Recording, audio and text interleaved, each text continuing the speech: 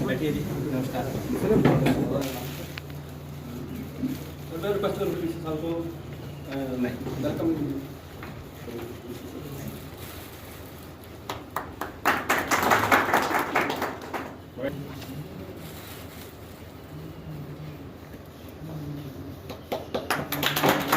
अब्दुल रहीम साहब, DDC colonel Atri साहब, chief agriculture officer Shri Sanjeev Rai जी,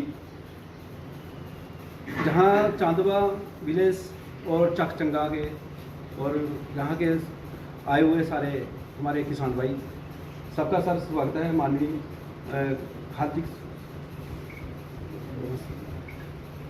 और सर, मैं एज एसडीओ में बताता चलूँगी, हमने पिछले साल बहुत सारे प्रयास करके जहाँ के फार्मर और डीसी साहिबा मीटिंग करके 4-5 मीटिंग करके कुछ हमने यहाँ पे जो खेती है वो हमने करवाई थी खरीफ सीजन की।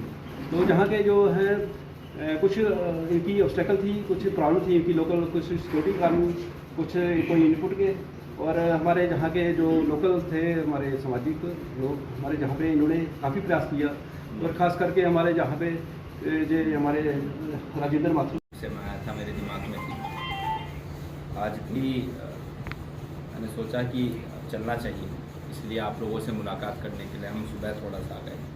सबसे पहले तो मैं आप सभी लोगों को बधाई देता हूँ, यहाँ जितने भी लोग बैठे हैं। ये आप लोगों के सामूहिक प्रयास से जो पिछले वर्ष आप लोगों ने यहाँ पे अचीव किया, वो अपने आप में ऐतिहासिक चीज़ थी। बहुत कठिनाइयाँ आई होंगी निश्चित रूप से, लेकिन जो भी आपकी उपलब्धि रही है, उस उपलब्धि को नीचे से लेके ऊपर सर्वोच्च स्तर तक बहुत ही सराहा गया और उसकी बहुत ही प्रशंसा की गई। और इसीलिए प्रयास अब ये है कि न सिर्फ उसको निरंतर आगे बढ़ाया जाए, बट साथ ही साथ जो भी कठिनाइयाँ आती हैं उनका एक कुछ मैकेनिज़्म बना के मिलते रहा जाए निरंतर, ताकि जो भी समस्याएं आएंगी उनका समाधान किया जाता रहे। हार्दिक शुभकामनाएं देता हूँ, आपका अभिनंदन करता हूँ कि आप लोगों के कारण इस क्षेत्र का, इस पूरे इलाके का जो नाम है वो नाम भी उभर के पटल पे आया कि ऐसा भी एक इलाका है जहाँ पे किसानों ने आगे बढ़ के इस तरीके का कुछ कार्य किया। और उसकी वजह से न सिर्फ सरकार को एक अच्छा कार्य बताने को मिला, बट साथ ही साथ हमारे देश से संबंधित भी एक बहुत अच्छा मैसेज हम सब जगह भेजने में कामयाब है। तो मैं अब सीओ साहब आपसे रिक्वेस्ट करूँगा कि एक हम डिस्कशन कर लेते हैं, जिसको जो बोलना है बोल लेंगे, फिर डीसी साहब एक बात बोल लेंगे जी, और उसके बाद फिर हम लोग एक विजिट करते हैं जी सर। आगे से लेकर तो पूरी गाँव की सर चलता ऐसे चलता आया, काफ़ी समस्या आया। हम खेती करते थे, मगर हमें समस्याएं इतनी है कि डेली रोज़ फायर होता था। फायर की वजह से हम खेती नहीं कर पाते थे, फायर की वजह से परेशान थे, फायर की वजह से हमारे बच्चे भी नहीं पढ़ सकते थे क्योंकि टीचर आते नहीं थे जहाँ 6-6 महीने। रोड हमारे बिल्कुल है नहीं, खंडर पड़े हुए थे। तो जब रोज़ गोली चलता है, रोज़ किसान पर गोली चलती है, वो किसान खेती कैसे कर पाएगा। इसलिए कुछ प्रयास 20 साल से वो खेती बंद पड़ गई सर, आगे जो तार के आगे सर। उसके लिए हमने काफ़ी बड़ी प्रयास की, डीसी साहब से की, डिप्काउंट से की, कर्नल साहब से की, क्योंकि सारा किसान है, हम किसान से वंचित हैं, इसलिए खेती हमारी ये होनी चाहिए। तो पिछले साल कुछ सरकार ने जो खेती करवाई है अपने हिसाब से, अपने ढंग से, तो मैं थैंक्स करता हूँ कि ठीक है, अगर सरकार से में सहमत है खेती करने के लिए तो हम लोग तैयार हैं। दिन रात हम वो सरकार जिस ढंग से करवाए, अपने ढंग से करवाए, किसान उसको परेशानी कोई ना हो, कठिनाइयाँ दूर हो। तो मैं यही चाहता हूँ कि सरकार खुद बताए कि हम किस ढंग से खेती करवा रहे हैं, किस ढंग से करवाना चाहते हैं। जी ठीक। तो इनके प्रयास से इसमें हम ब्रेक थ्रू कर पाए थे, प्लीज बताइए।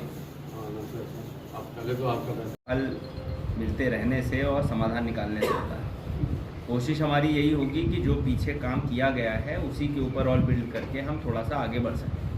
जब आपने पिछली बार भी किया तो जो भी समस्याएं आई हैं इस बार वो ना आए, उनका हल निकाला जा सके, कोशिश उसी की रहेगी। और मैंने चीफ एग्रीकल्चर ऑफिसर को भी यही बताया है कि ये जो भी हम यहाँ करेंगे कार्रवाई, उसका एक मैकेनिज़्म बना लें जिससे कि कम से कम मासिक रूप से हर महीने हम ये देखते रहें कि हम किस दिशा में जा रहे हैं।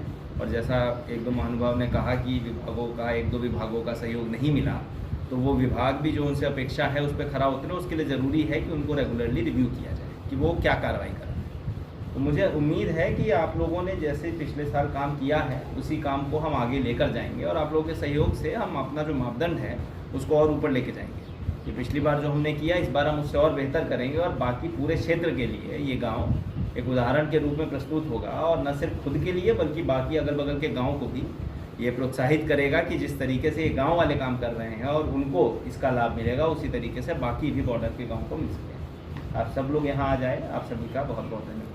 60 एकड़ रकबा उन्होंने लिखा हुआ है, 60 एकड़ पानी उसको पानी बोझ करेगा, मगर उसमें अभी सर कुछ भी नहीं बनाया, वो ऐसे का ऐसा पड़ा हुआ है। हम देख रहे हैं कि वो क्यों नहीं उसमें लोगों को पानी पड़े नहीं, उसमें नाले बनाने हैं, जो भी करना है तो सर उनको कटाइए, देखिए ना, उनको कहिए कि उसको चालू करो। और दूसरी सर ये समस्या जो निशानदेही वाली ये बड़ी जरूरी है सर, कि हर किसान को पता लगेगा मेरी खेती ये है, ऐसे तो झगड़ा पड़ेगा, वो मेरी जायदाद मेरी कम है, इससे सर दो फायदे।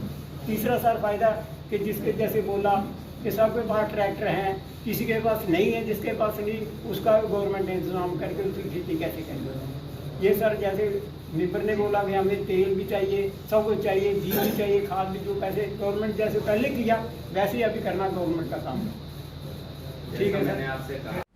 तो आज हम यहाँ पे आए थे बॉर्डर के गाँव में। यहाँ पे हमारे किसानों ने अभी पीछे भी पहली फसल लगाई थी, करीब 141 एकड़ में हमने फसल लगाई थी, खरीफ की क्रॉप लगाई थी और बहुत ही अच्छा एक किसानों के लिए भी और यहाँ के क्षेत्र के लिए बहुत अच्छा संदेश गया था। आज की भी यात्रा का उद्देश्य यही था कि उसी कार्य को आगे बढ़ाया जाए और बड़े स्तर पे किया जा सके। तो उसके लिए आज किसानों से वार्ता भी की, क्षेत्र का दौरा भी किया, समस्याओं को समझा है और प्रयास शुरू किया है। कोशिश करते हैं कि हम सफल हों। सर काफ़ी देखा गया है कि किसानों ने काफ़ी ज़्यादा समस्या की है, तो किस तरह से उनका समाधान किया जाएगा? हाँ, किसानों से बात करने का एक मुख्य उद्देश्य ये था कि जो समस्याएं उनको आ रही हैं या आएंगी उनके ऊपर भी चर्चा कर ली जाए और उनका समाधान करने का प्रयास किया जाए। तो आज एक चर्चा शुरू हुई है, मुझे उम्मीद है कि हम उन समस्याओं का भी समाधान कर पाएंगे।